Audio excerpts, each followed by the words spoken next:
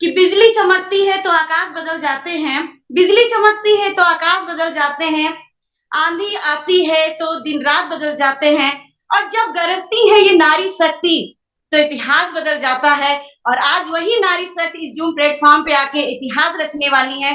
तो सभी का वेलकम करते हुए मैं अलका श्रीवास्तव, गोंडा यूपी से, जो कि लखनऊ और अयोध्या के बीच में गोंडा डिस्ट्रिक्ट है, वहां से मैं बिलोंग करती हूँ। और wife of dynamic personality Amit Srivastava, Gonda से हूँ, और बहुत अच्छे से इस बिजनेस को पिछले 3.5 साल से सीख रही हूँ, जी रही हूँ, बहुत ही मजा आ रहा है। और अगर हम इसके बारे में, अगर अपने पहले की लाइफ के बारे में बात करूं तो 20 साल से मेरा कंप्यूटर इंस्टीट्यूट का बिजनेस था। मायके की बात करूं तो 4 बहन 1 भाई, चारों बहन में मैं सबसे बड़ी थी, और पापा मेरे बैंक कैशियर थे, जो कि अब इस दुनिया में नहीं है। मम्मी हाउसवाइफ थी। शादी की पहले की जिंदगी बहुत ही अच्छी थी, सारे सपने मेरे पूरे हुए, पापा ने मुझे बहुत घुमाया फिराया, सारी जरूरतें पूरी की। 2 दिसंबर 2007 को हमारी शादी हुई अमृतसर से, जो इसी गोंडा में हमारे घर से 5-6 किलोमीटर, थोड़ा सा आउटर पड़ता है, एक गांव ही है, बिलोंग करता है, गांव ही है। और वहां पे मेरी शादी हुई। अब आपको पता चल सकता है कि अगर एक गांव की लड़की शहर जाती है तो कैसा चेंजेस होता है, एक शहर की लड़की अगर गांव में आ जाती है तो कैसा होता है। लेकिन मेरी शादी पापा ने किया क्या, मेरे किस्मत में लिखा था, क्योंकि मेरी जितनी भी कजिन सिस्टर थी वो सारे लोग गवर्नमेंट जॉब में, सारी जीजा लोग हमारे हैं, लेकिन मेरी जो शादी हुई वो एक प्राइवेट जॉब में सर थे, क्योंकि सर एक हार्डवेयर इंजीनियर हैं, और उन्होंने कंप्यूटर इंस्टीट्यूट का बिजनेस था उनका 2000 से। कभी कभी मैं सोचती भी थी कि लेकिन भगवान ने कुछ बड़ा ही लिखा था, क्योंकि मेरे साथ होता है कि जब भगवान मेरे साथ बहुत बड़ा करना होता है ना, तो मुझे बहुत कुछ छोटे छोटे चैलेंज फेंकते रहते हैं। ये जो आज मुझे प्लेटफॉर्म मिला 2 बजे वाला, मैं 1 बजे वाली प्लेटफॉर्म पे पिछले 1 साल से जोड़ रही हूँ, कभी कभी मिस हो जाता है, और हैंड रेस करती थी लेकिन कभी मुझे बुलाया नहीं गया। मेरी किस्मत, सोचती थी क्या बात है क्या बात है। फिर एक बार मुझे मेरी स्टोरी का रखने का मुझे मौका आया, उस दिन भी मैं दरबार में थी, बालाजी के दरबार में, कभी मुझे मौका नहीं मिलना। लेकिन फिर मैंने सोचा कि शायद मेरे लिए कुछ बड़ा ही होना है, तो इसीलिए आज मुझे 2 बजे के प्लेटफॉर्म पे मुझे इनवाइट किया गया। ये मेरे साथ बहुत बड़ा होना था। तो मेरे साथ ये सारे चैलेंज होते थे, छोटे छोटे चीज, तो इसीलिए मैं सब कुछ जान के मेरी शादी हुई। कंप्यूटर इंस्टीट्यूट था सर का, और वहां पे 2007 में मेरी शादी हुई। अगर परिवार की बात करें तो एक छोटे से परिवार से निकल के मैं बहुत बड़ी फैमिली में मेरी शादी हो गई, जिसमें 4 बहन 4 भाई में मैं 7वें नंबर पे थी, और बहुत बड़ा परिवार मिला। और आपको पता ही है कि मायके से जो ससुराल आते हैं तो कितने सारे बड़ी फैमिली में कंप्रोमाइज करना रहता, मैनेज करना रहता है, क्योंकि बिंदास जीने वाली लड़की जब इतने बड़े परिवार में पहुंच जाएगी, वो भी गांव जैसे माहौल में, तो क्या हो सकता है उसके साथ। बहुत अच्छे से सर का सपोर्ट मिला, और क्योंकि सर कंप्यूटर इंस्टीट्यूट के बिजनेस पे थे पिछले 2000 से, और 2020 तक हमारा इंस्टीट्यूट चल रहा था। उसी में सर का एक सपना था, जब भी वो मेरी शादी के लिए जब भी आए तो उन्होंने कहा मुझे अपनी बीवी को बाहर निकालना है। और मैं भी शादी के पहले जब भी मैं कुछ करती थी तो मैं कभी घर में नहीं बैठी, मैं बाहर थी। मैं बीएससी स्टूडेंट में, मैंने बीएससी कंप्लीट किया, फिर हिंदी टाइपिंग सीखा, इंग्लिश टाइपिंग सीखा, फिर मुझे घर में, फिर मैं बैठ गई, फिर मुझे अच्छा नहीं लगा, फिर मैं टीचिंग करने लगी। और शादी जब हुई तो 2007 में मेरी शादी हुई, और दिसंबर में और मार्च में सर ने मुझे अपने साथ कंप्यूटर इंस्टीट्यूट में ले जाने लगे। अब उस गांव के माहौल में जहाँ कोई, मेरे घर में कोई भी महिला बाहर नहीं निकली थी, सर ने मुझे बाहर निकाला, और मैं उनके साथ कदम से कदम मिला के चलने लगी।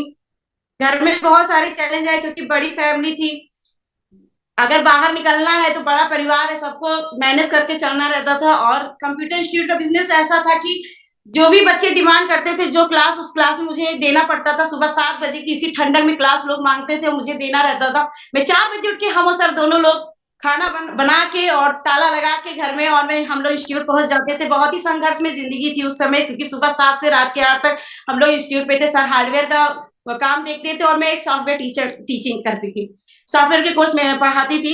कभी कभी बिजनेस में बहुत सारे उतार चढ़ाव आए, इतनी संघर्ष में जिंदगी, कभी बहुत स्टूडेंट आते थे और कभी कुछ नहीं आते थे। कभी कभी तो ऐसा हुआ कि 2-2 स्टूडेंट को लेकर हम लोग पूरे पूरे साल बैठे रहते थे। बहुत सारे चैलेंज आए, और उसी, लेकिन कहते हैं ना कि संघर्ष और सफलता एक तराजू के 2 पहलू है, संघर्ष जितना अधिक होगा सफलता उतनी ही करीब होगी।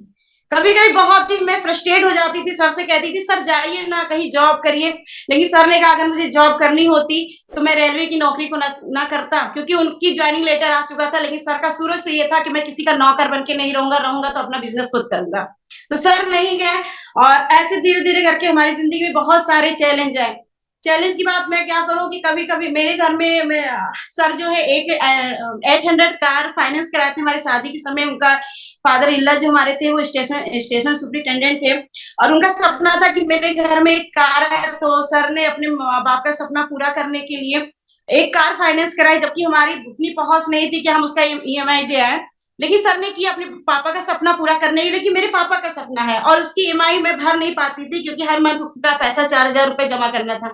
बहुत सारे ऐसे चैलेंज आते गए, उसी बीच हमने कार को निकाल दिया। और फिर हमारे घर से 6 किलोमीटर हमारा इंस्टीट्यूट था, हम लोग पैदल जाते थे, रिक्शा करते थे। एक गाड़ी आज मेरे पास नहीं थी उस समय की बात है। पैदल जाते थे, बहुत सारे कंप्रोमाइज हमने जिंदगी से किया।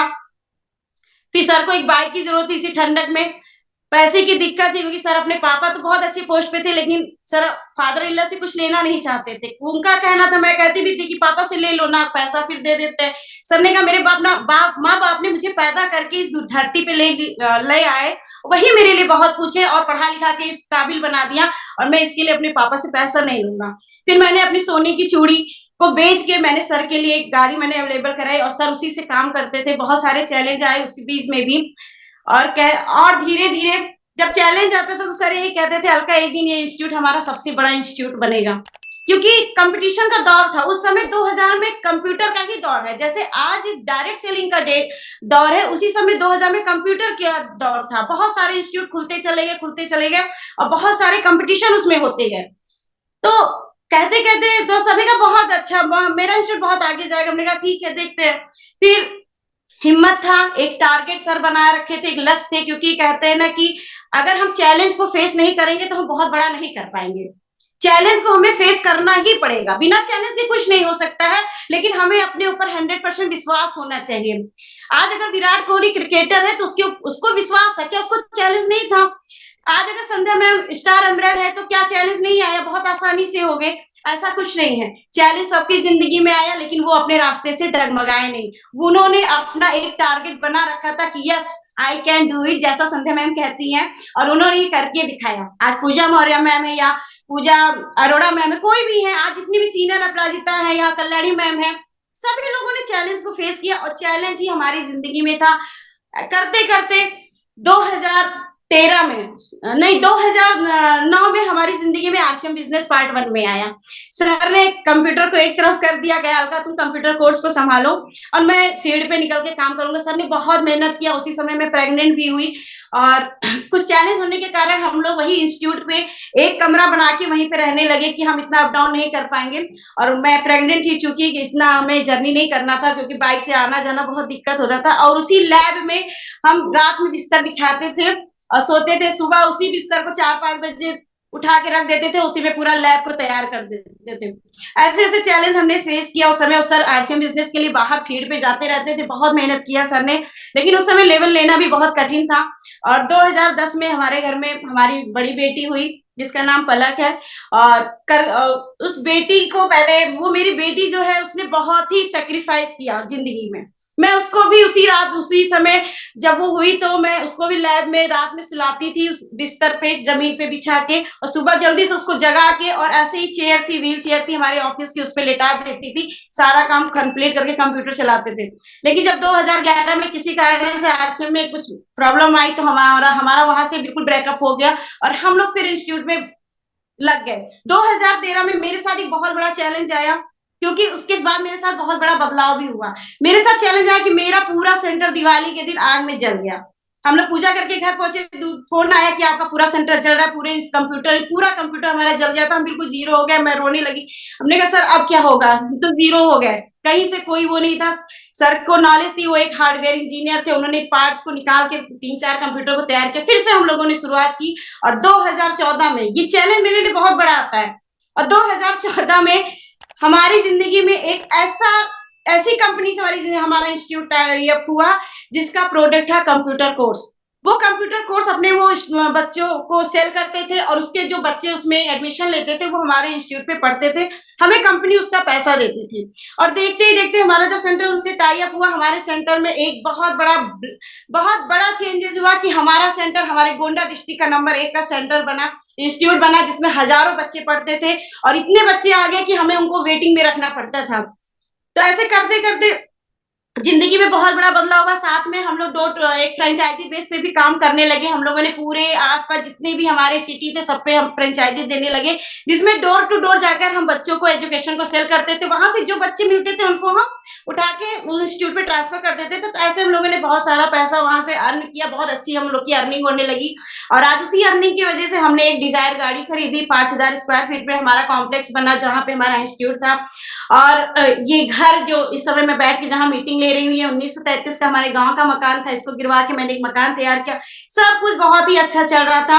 और 13 फरवरी 2020, 10 साल के बाद हमारे घर में मेरी छोटी सी गुड़िया पायल आई।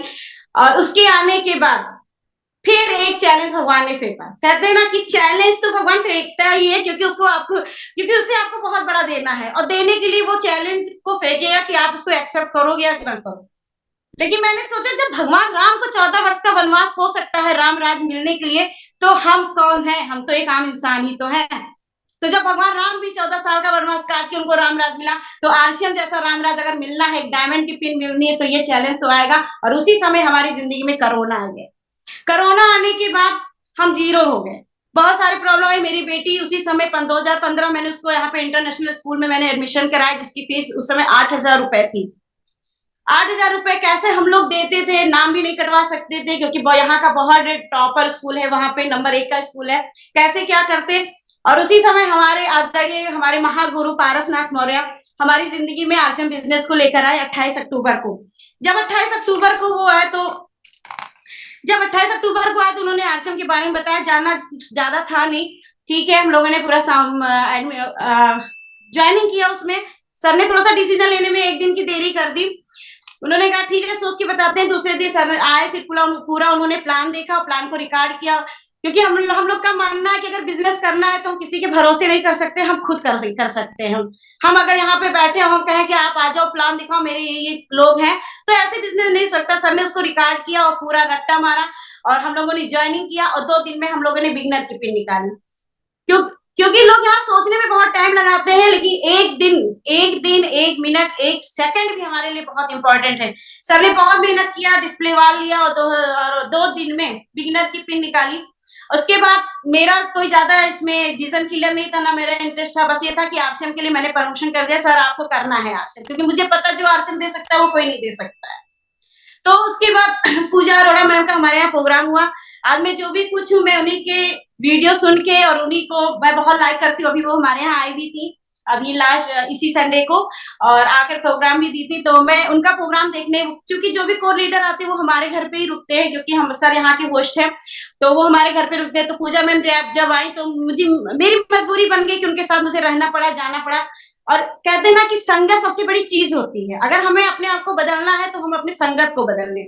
तो मैंने उनके जब मैं उनसे 2 दिन की संगत में थी और वहां पे मैंने उनका प्रोग्राम देखा और उन्होंने अपने बारे में बताया, तो उन्होंने जब सारी चीजें बताई तो मैं अगर पूजा मैम कर सकती तो मैं क्यों नहीं कर सकती हूँ। एक इंटर पास लड़की अगर इतना आगे जा सकती तो मैं तो बीएससी भी हूँ, मैं क्यों नहीं कर सकती हूँ। और उसी दिन हमने ठाना कि आज पूजा मैम यहाँ पे प्रोग्राम दे रही है, कल का समय ऐसा आएगा कि अलका तू स्टेज पे होगी, तेरे पास माला होगा, माइक होगा, और ये सारे लोग तुझे सुनेंगे। और आज मैंने 3.5 साल में आज मैंने वो सब कुछ पा लिया। आज मैं स्टेज पे प्लान शो करती हूँ, मीटिंग लेती हूँ, छोटी छोटी जूम मीटिंग भी लेती हूँ, छोटे छोटे सेमिनार भी लेती हूँ, 100-150 लोगों का सेमिनार भी लेती हूँ, जूम भी लेती हूँ, और पीक्यूसी करके बहुत सारे हाइजीन कैंप किया। माला, सम्मान, मान सम्मान मैंने वो सब हासिल किया। लेकिन ये मेरा खुद से कमिटमेंट था, मेरा ये टारगेट था, मेरा ये लक्ष्य था। कहते हैं अगर आपने लक्ष्य बना लिया, आपने टारगेट बना लिया, तो आपको कोई डिगा नहीं सकता है। और ऐसे करते करते ज्यादा नहीं कर पाई, क्योंकि मेरी छोटी बेटी फरवरी में हुई थी, अक्टूबर की ये बात है, अभी बहुत छोटी थी, तो मैं इसको छोड़ के कहीं जा भी नहीं सकती थी। लेकिन मैंने सर का पूरा सपोर्ट किया, क्योंकि कहते हैं ना अगर इस बिजनेस में सफल होना तो अपनी फैमिली को इन्वॉल्व करो, क्योंकि फैमिली से ही सबसे ज्यादा निगेटिविटी मिलती है। तो सर जब मेहनत करके आए 12 बजे, फिर हम उनसे झगड़ा करे तो क्या फायदा था। तो जब मेरा विजन क्लियर होगा, तो जब सब फील्ड पे रहते थे, जब 10-11 बजे आते थे, तो मैं गरम गरम रोटी खिलाती थी कि सर रोटी खाइए, और मेरे परिवार के लिए तो आप बहुत अच्छा काम कर रहे हैं। तो ऐसे करते करते चौथे महीने में सर ने ज्वाइनिंग के चौथे महीने में सर ने डायरेक्ट छलांग लगाई और स्टार की पिन ली। उसके बाद 10वें महीने में स्टार गोल्ड की, और 16वें महीने में स्टार प्लेटिनम की पिन ली। और आज अभी स्टार प्लेटिनम की पिन लेने के बाद आज अभी भी वो चैलेंज आ रहा है, लेकिन मुझे पता है कि टेक्निकल में जो चैलेंज आ रहा है कहीं ना कहीं मेरे साथ बहुत बड़ा होने वाला है। तो आज जो भी कुछ है, हमारे पास जो भी कुछ है, जैसे आज हमारे घर में अगर 4 व्हीलर है तो वो तो हमने उस समय लिया जब हमारा इंस्टीट्यूट बहुत आगे जा रहा था। लेकिन मैं 100%, मैं एक चीज और नहीं बताना भूल गई कि मैं 100% प्रोडक्ट यूज भी करती हूँ और मेरा मैं फुल टाइमर भी हूँ। आरसीएम में हम दोनों कोई सोर्स ऑफ इनकम दूसरा नहीं है, फुल टाइमर हूँ। जो भी कुछ है, आज अगर मेरी बेटी अगर है इंटरनेशनल स्कूल में पढ़ रही है, जिसकी फीस है 42,000 रुपए सालाना और छोटी बेटी का फीस है 36,000 रुपए सालाना। अगर ये दोनों बेटियां अगर आज हम पढ़ रही हैं तो केवल और केवल आरसीएम के बदौलत। अगर आज मेरे घर कोई बाइक नहीं है क्योंकि सर ने बाइक निकाल दी, जो भी आज फील्ड वर्क सर कर रहे हैं और कार में जो फ्यूल पड़ रहा है वो केवल और केवल आरसीएम के पैसे से ही हो रहा है। आज ये जो घर चल रहा है मेरा, वो आरसीएम के पैसे ही चल रहा है। तो सारी चीजें मुझे आरसीएम से ही मिली। लेकिन मेरा विजन कब क्लियर हुआ, जब मेरी बेटी 1.5 साल की हुई, तब जब भी मैं प्लान दिखाने जाती थी, कहीं ना कहीं मेरे साथ एक चैलेंज आ जाता था कि लोग कहते थे मैं अपने हस्बैंड से पूछ के बताऊंगी सॉरी। तो अब हस्बैंड से मैं तो उनको 100% दिया, लेकिन अगला तो 80 लेगा, वो बताएगा 60%, तो क्या हस्बैंड क्या पॉजिटिव होंगे। तो खैर वहां से रिजल्ट हमें नहीं मिलता था। मैंने कहा क्या करूं क्या हो, मैं बिल्कुल हार चुकी थी। मैंने कहा सर प्लान तो बहुत करती हूँ लेकिन रिजल्ट नहीं आ रहा, करूं क्या। फिर मेरे अपलाइन के दौरान पारस सर ने मुझे बताया कि मैम आप पीक्यूसी कीजिए। पीक्यूसी के लिए मैंने सारी चीजें पता की, मैंने पीक्यूसी किया और पीक्यूसी करके मेरे अंदर बहुत कॉन्फिडेंस आया। मैं बताऊं कि मैं बीच में ही पीक्यूसी के बीच में ही मैं अपने प्रोडक्ट को सेल करना शुरू कर दी। एक कॉन्फिडेंस आता है ना, कहते हैं कि अगर हमें कुछ सीखना है तो पहले अगर हमें सेलिंग करनी है तो पहले उस प्रोडक्ट के बारे में ज्यादा नॉलेज लो। तो हमने उसको नॉलेज लिया और थोड़े करके मैंने प्रोडक्ट को सेल करना शुरू किया। फिर जब हाइजीन की ट्रेनिंग हुई, फिर मैंने छोटे छोटे हाइजीन कैंप करने लगी मैं, और ऐसे धीरे धीरे करते करते मैं इस बिजनेस में सर के साथ इन्वॉल्व हो गई। और कहीं ना कहीं मैं एक कैश बेनिफिट भी ले रही हूँ और सर का मैं पूरा सपोर्ट भी कर रही हूँ। तो संघर्ष करने की मतलब कि संघर्ष तो बहुत आया और संघर्ष आएगा भी। ऐसा नहीं है कि संघर्ष नहीं आएगा। चैलेंज, भगवान चैलेंज फेंकेगा। अगर आपको 50,000 की नौकरी कर रही है तो आपका इंटरव्यू कितना तेज होगा ये आप ही जान सकते हो। और अगर आपको सैलरी 1 लाख की लेनी है तो आपका इंटरव्यू कैसा होगा। और यहाँ तो 50 लाख रुपए महीने का आ रहा है, तो क्या भगवान चैलेंज नहीं फेंकेगा। चैलेंज फेंकेगा और हमें उस चैलेंज को पार करना है। ना हमें डगमगाना है, ना हमें हार माननी है और सब कुछ ऐसे करते रहते हम आगे बढ़ते जाए और एक दिन जरूर सफल होंगे।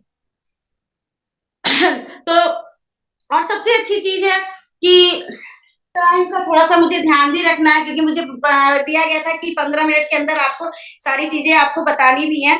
तो इसी तरह हमारी जिंदगी चल रही थी और आज जो भी कुछ मैं हूँ, स्टार प्लेटिनम की पिन पे हूँ। आज जो भी है सब कुछ आरसीएम की बदौलत है। बहुत ही संघर्ष में जिंदगी थी, टाइम कम होने के बाद मैं पूरा डिटेल नहीं दे पाई, लेकिन जब भी मौका मिलेगा मैं पूरा एक एक पॉइंट में आप लोग को जरूर बताऊंगी। और कहते हैं ना कि अगर हम कहते हैं कि अगर हम उड़ नहीं सकते हैं तो हम दौड़ नहीं सकते हैं तो हम चल नहीं सकते हैं तो हम रेंगे। लेकिन रुकिए मत और लगातार अपने लक्ष्य की ओर चलते रहिए और एक दिन जरूर आपको वो मुकाम जरूर मिलेगा। और मेरी कोई भी महिला लीडर, मेरी कोई अपलाइन नहीं है। मैंने एक चीज मैम संध्या मैम स्पेशली आपसे कहना चाहती हूँ, कल्याणी मैम अगर हो, कि मेरे अपलाइन में कोई मेरी महिला लीडर नहीं है जहां से मैं सीखूं। और मैं आप ही लोग को अपने गुरु बनाना चाहती हूँ और मैंने ये प्रण लिया है, मैंने अपना ये टारगेट लिया है कि मैं जूनियर अपराजिता बन के हमारे डाउनलाइन में जितनी भी हमारी लाइफ लाइन में महिलाएं हैं, मैं उनको सफल बनाना चाहती हूँ, उनको आगे लाना चाहती हूँ और उनको भी अपने पैरों पे खड़ा करना चाहती हूँ। तो इसके लिए हमें आप लोग का सपोर्ट बहुत चाहिए, क्योंकि कोई मेरा सपोर्ट ऊपर पुरुष लीडर तो बहुत है लेकिन महिला लीडर कोई नहीं है। तो इसी के साथ मैं अपनी वाणी को विराम दूंगी।